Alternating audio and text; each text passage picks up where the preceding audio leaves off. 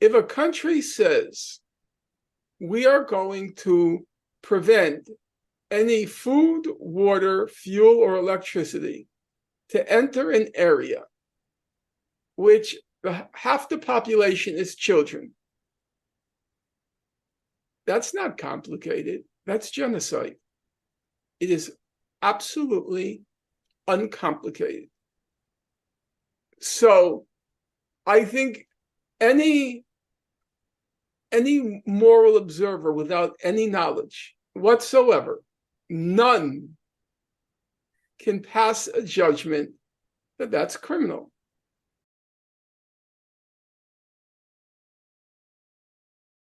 In the 1948, the goal was an ethnic cleansing. So when this operation, as they call it, began, the goal was to drive the people of Gaza into Egypt, into the Sinai, empty out Gaza.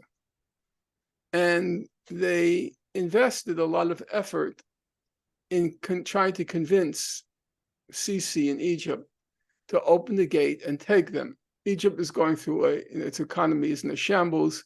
Half of its national revenue is now used to service debt. And so they said, we'll get the IMF to forgive your loans,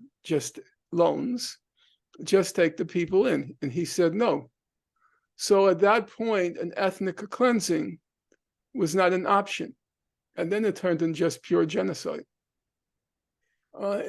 In most, not all, of Israel's periodic massacres, not just in Gaza or the West Bank, but also in Lebanon. In all of these periodic massacres, I take that back, I have to be careful about my words. In many of these massacres, they ended with a public relations debacle for Israel. So if you go way back, long before you were born, to June 1982, when Israel invaded Lebanon. Now that lasted 3.5 months. It lasted from June 6, 1982 till the end of September. And as a matter of fact, it was Israel's bloodiest war. The estimates are it killed between 15 and 20,000 Palestinian and Lebanese, of whom they were overwhelmingly civilians. So the current massacre, or in my opinion, the current genocide, hasn't yet reached the threshold of the Lebanon war. In any case, it was a murderous assault. How did it end? It ended with the Sabra and Shatila massacres in September 1982, when Israeli-backed Lebanese forces went into these 2 refugee camps and carried out large-scale massacres. The estimates they range, but I'll say roughly the estimate is 2,000 Palestinians in the refugee camps of Sabra and Shatila were just lined up and shot dead. And that created a huge international outcry. The war was over with Sabra and Shatila. Now, if we fast forward, I'm skipping a lot. If we fast forward to Operation Protective Edge in July-August 2014, it lasted a considerable period of time, 51 days. Up until that point, it was Israel's most destructive massacre in Gaza. How did that end? That ended with Israel bombing a UN refugee center in Gaza. It was at the very beginning of August, I think either August 3rd or August 4th, I can't remember for certain now. And because it was a UN facility, Ban Ki-moon, who was at that time the Secretary General of the United Nations, even though he was just an American puppet, he had to say something because it was a UN facility, UN workers were killed. And then when he finally broke with the US, then Obama had to say something, and the war was effectively over. Now, it lasted 3 more weeks because of negotiations, but the turning point was that massacre. So now, when you come to the current Israeli as they like to call it, operation in Gaza because of what happened on October 7th. The United States gave Israel one free pass, and the free pass was when they committed the massacre in the hospital, Arab National Baptist Hospital. They killed about 471 people. The US agreed to lie for them. And it said that we have intelligence information which confirms what Israel says, that it wasn't an Israeli weapon, it was a Hamas weapon, even though that was completely ridiculous. The US gave them a pass. And I said at the time, people asked me, how is this thing going to end? I said, there are three possibilities. Either Hezbollah will open up a second front in northern Israel, and in that case, all bets are off because it will clearly escalate and could be the annihilation of the human race if it gets out of hand, because we're talking about at that point nuclear weapons targeting Iran, and Hezbollah having estimates about 150,000 rockets and missiles. They're going to target Tel Aviv, and we really don't want to go to that scenario. Second possibility, I said, international pressure will increase enough to force Biden to support a ceasefire. Well, that hasn't yet come to pass. And the third possibility I said was, my words were, the US would give Israel a pass on the first massacre, but if they commit a second massacre, I don't think the US will give them a pass, because it will be obvious. So that was my prediction. What actually happened? What happened was Israel kept claiming there's this Hamas command and control center underneath Al-Shifa hospital. Mm-hmm. And they were sending out all these videos, graphics. They said, we have pictures of the entranceway from Al-Shifa to the command and control center. And the United States gave them the second pass. John Kirby, the spokesman for the Defense Department, said, we confirm Israel's claims.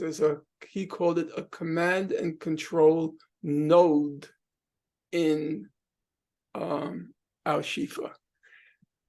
However, the US said to Israel, you can't commit a massacre there. We'll cover you for the lie, but you can't do a massacre. So then Israel kept saying, we're carrying out a pinpoint operation in Al-Shifa hospital. We're not going to kill anyone, because the US said, you're not getting a second pass on that. We gave you a pass on the 471, but this time you can't do it again. Of course, Israel follows orders. The US says you can't, they can't. And then a catastrophe. Mm-hmm. There was no command and control center. And now all the media are saying, the Times said today, the 11,000 people who were killed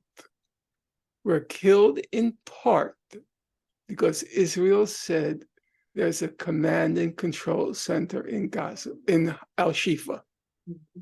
And so far, all they've shown us is a hole in the ground. All they've shown us. So now it's a permutation or a combination of what happened with Sabra and Shatila and what happened with the UN facility. They did get a second pass. However, they couldn't commit the massacre. And now you can dig a hole in 48 hours. They've been there 48 hours. You can dig a hole, but you can't create a vast, sprawling Hamas command and control center. If you looked at the videos, it looked like, literally, I'm not using hyperbole here, it looked like a Hilton hotel was underneath Al-Shifa. The only thing you couldn't see was the jacuzzi. They had these vivid images of what they claimed or alleged. And now, if you look at the internet, there are the most hilarious satires. I guess your generation calls it memes. Oh yeah, memes, lots of memes. Absolutely hilarious on Israel's claims. So I do believe this is a turning point, that Israel will be forced to sign a ceasefire now. Yeah, I think my opinion as somebody who grew up, you know, post 9/11, invasion of Iraq and Afghanistan, and watched that. My opinion is that people of my generation are not buying the bullshit that Israel is. I totally agree. Generally, on the whole, I would say it is the clearest propaganda. And it's so bad. It's terrible. Bad. It's totally, it's totally unconvincing. And we don't have the institutions of power able to control how you filter how you assimilate the information, because you have the web now. It's just, I didn't even have a Twitter account until a month ago. I had nothing. Now, anything I put out, I just, one night I put it out, in 24 hours, it's 500,000 to 1 million people have looked at it. I suddenly feel powerful. I mean, you are, outside of just your books and the lectures and your favorite, I'm assuming your favorite viral video that has gone viral. I hate that video. I've heard you say, and I've seen you say how much you just dislike that's so viral all the time. Because I want to take pride in my achievements as a scholar. And all I get is, the other day, I live in a neighborhood which has a small Chinatown. And I walked into the convenience store, and the woman says, "You, Norman?" I said, "Yeah." And she said, "Girl crying?" Every single member of my family on both sides was exterminated. Both of my parents were in the Warsaw Ghetto Uprising. And it's precisely and exactly because of the lessons my parents taught me and my 2 siblings that I will not be silent when Israel commits its crimes against the Palestinians. And I consider nothing more despicable than to use their suffering and their martyrdom to try to justify the torture, the brutalization, the demolition of homes that Israel daily commits against the Palestinians. So I refuse any longer to be intimidated or browbeaten by the tears. If you had any heart in you, you would be crying for the Palestinians, not for what's being done. I said I wasn't going to quote you, but I feel like I want to pull a quote from your preface to this book because it is what I run into frequently, which is you wrote, "It might be politically prudent to expatiate on the complexity of Gaza, but it would also be a moral cop-out." Yeah, it's nothing complex. Yeah. Yeah. I think it's one of the most frustrating bad faith arguments I'm seeing right now. In my opinion, it's worse than bad faith because it's designed to shut you up. Yeah. That you don't have a right to a moral opinion. Yes, in some instances, sometimes you have morally fraught questions, and it's very hard to delineate right from wrong. I'm not going to deny that. But denying all food, water, electricity, and fuel to a 2.3 million civilian population? No, not complicated at all. That's called, there's a good dictionary word for that. It's called genocide. The targeting of a population for elimination. it's genocide. Yeah. And I've read a lot of Howard Zinn, and Howard Zinn kind of drilled it in always that history is instructive. And I feel like that's very poignant in this moment, because history is instructive. Everything that we are seeing happen in Gaza right now has happened previously in other Totally conflicts. correct. Totally correct. Yeah. The only difference, which is not trivial, but the difference is not in the methods, but in the magnitude. Mhm. The methods is always the same: targeting hospitals, targeting schools, targeting ambulances, indiscriminate bombing of civilian homes, and leveling of. That's all old hat for Israel. What's different is, in the past, Israel wanted to just mow the lawn. Periodically, it went in and it mowed the lawn, killed several thousand people, and then left. This time, Israel wants to annihilate the people of Gaza. So the magnitude is totally different. And that difference is obviously significant. The shift of, what, decades now of it being referred to as an open air prison, people are coming to see it as a concentration camp. Well, Israelis call it a concentration camp.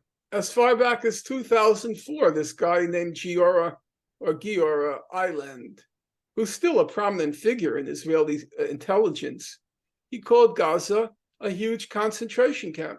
That was already back in 2004. That was before the blockade. He was already describing it as a huge concentration camp. Now it's a death camp. There is a difference, like the Japanese were interned during World War II in what we called internment camps. An internment camp or a concentration camp is one thing, a death camp is another. During World War II, the Nazis had concentration camps and they had death camps. The Auschwitz and Majdanek were the two camps which were both concentration camps and death camps. And then there were what were called the killing centers, places like Chelmno, Treblinka, and so forth. Gaza was a concentration camp. Now it's a death camp. No food, no water, no electricity, no fuel. Hey, that's a formula for extermination, a very uncomplicated formula. The only thing they didn't prevent from going into Gaza was air. Words matter. The language that we use here matters. And I know that we were talking about the New York Times and how you and many other people, I feel like, have been pushing back on this dehumanization that they were in. I mean, it was like 4.5 weeks of just constant coverage that was minimizing what was happening in Gaza, especially on CNN. And what is your take on that? What is your take on how the media frames this issue and frames Palestine? I have to be very humble here. In 1970, long before maybe even your parents were born, I discarded my television set, and I've never seen television since 1970, except reruns on YouTube. So I'm not really very conversant of how the media has been playing this. People send me, and of course I read assiduously, they send me substantive articles or even YouTubes to videos to watch. But if I were, I'll have a sense of BBC. Mm-hmm. I have a sense of The Economist. I have a sense of the New York Times. But the mass media, no, I don't really have a good picture of that. Consider yourself lucky, because it's not great. It's pretty Well, terrible. I'm sure it would make my innards writhe. Oh yeah. On the other hand, people can easily dismiss that as saying, well, it's just the mass media. But when you get to organs which claim a certain amount of moral and intellectual authority and integrity, where it's not just, as we used to call it, it's not just tabloids, it's a serious newspaper. And then when you see the lies there, then it drives me mad. It really does. It really does. If you go back and look, already 2 weeks ago, I was posting things. This Al-Shifa thing is nonsense because they've been saying it since 2008. Mm-hmm. And when the whole buildup came to Al-Shifa, because at the beginning they just said Al-Shifa is the center of Hamas, but they weren't yet there. And then there was a slow buildup, like a wave. And then it came, they were surrounding Al-Shifa. And you'll see every hour or two, I would mock what they were saying about Al-Shifa, because I knew it had to be a lie. It was so obvious, because there was a simple way to resolve this whole matter. Simple as day. The Times said that Israel presented it with photographs of the entrance from inside Al-Shifa to that command and control center. They even said the photographs were clearly marked, so we knew exactly where the entrance was. Why didn't you send in inspectors? The Gaza officials said, bring in inspectors. Why didn't you send in inspectors? What was the obstacle? The Gaza officials said, bring them on. Why didn't the Times send in a reporter? You just compare the picture, go around the hospital and look for that entrance. I'll tell you the truth, though, as a disciple of John Stuart Mill, he says you have to always leave a corner of your mind open to the possibility that you might be wrong. Mm-hmm. So, because we're not infallible, we're fallible creatures, and fallible creatures can make errors, and you get the argument. Mm-hmm. And so that night when they entered Al-Shifa, I was up all night checking every hour, probably every half hour. Did they find anything? Did they find anything? Because I have to tell you, my faith was shook. My confidence was shook. When Kirby, the spokesman for the Defense Department, he said, he gave them the green light. He's a Nazi. Yeah, in my view, he's a Nazi. No question. He said, our intelligence confirms that there's a command and control. I thought to myself, could he so blatantly, flagrantly lie like that? I'm telling you, I was really kind of, I had a, suddenly I harbored some doubt. I was shocked. If you go back and look at the Iraq War, a lot of the evidence was fake, but there was some little circumstantial evidence, which you might be able to use. Mm-hmm. If you read, I've read all the literature on the Iraq War. When Colin Powell, who was the Secretary of State at the time, when he was given the evidence that he was supposed to read at this very important UN speech, he would say, junk, throw it away, junk, throw it away, junk, throw it away. But some things he thought were real. Some things he thought, he was the chair of the Joint Chiefs of Staff, so he knows something, and he thought it was real.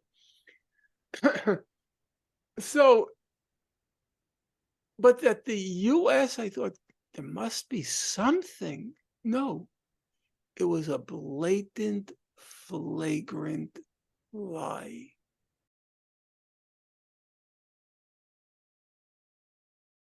I do think that this Al-Shifa debacle, I do think that may force Israel to agree to a ceasefire, because now nobody's going to believe a word they say. Now, I know from studying it 40 years, never believe a word Israel says. But, new people on the block, they give Israel the benefit of the doubt. And now they lost the benefit of the doubt. They lost it. the new, as I said, the new call will be Al-Shifa. Really, Mr. Kirby, like Al-Shifa?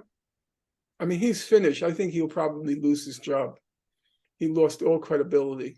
The spokesperson for the Department of Defense, I think he's finished. Similar could be said about Joe Biden with the beheaded babies comment that he keeps regurgitating. Oh, he still says, he said to President Xi, he said that no question there was a command and control center. He's completely senile. Your video response to Bernie. I was so furious at that remark of Bernie's, where he said he opposed the ceasefire, and my innards started to writhe, and I decided I had to respond. He failed. He didn't rise to the occasion. He failed. Plain as day. He knows it. He put out a news statement yesterday, and it was a very long statement. And at the very end, he said, I'm quoting him, I think, pretty closely. I don't see how you can negotiate a ceasefire with an organization like Hamas. In my opinion, you look for nuances. He left that for the very end, and it was a much less belligerent statement. It was like, I don't see how. He didn't say you can't. He knows he failed. He knows, because he was called out on it by so many young people.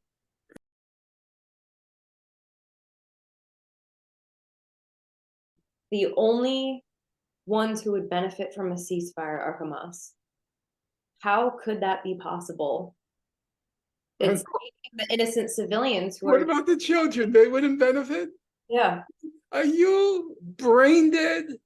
Can you possibly be such a moral idiot? You hear that all the time. You're the only ones who would benefit. Hillary Clinton says that.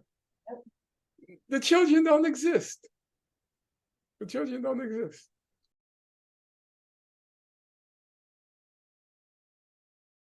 Yeah. Sickening what's been done to those people.